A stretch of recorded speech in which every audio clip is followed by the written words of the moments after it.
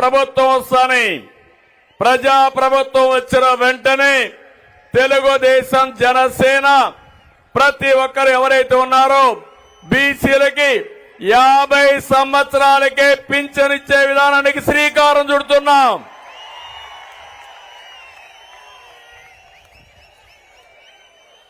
అందులో కూడా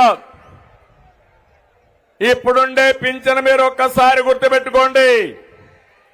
పింఛన్ ప్రారంభించింది ఎన్టీ రామారావు గారు 35 రూపాయలతో ప్రారంభించారు.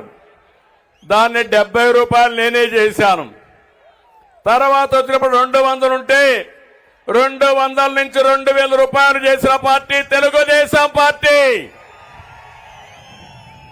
ఇప్పుడు హామీ ఇస్తున్నా, అంచెల వారీగా వీళ్ళు చేశారు.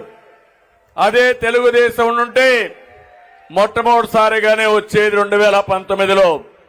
రేపు రాబోయే రోజుల్లో ఈ 3000 పింఛన్ని 4000 రూపాయలు ఇచ్చే బాధ్యత తెలుగుదేశం జనసేన తీసుకుంటాం.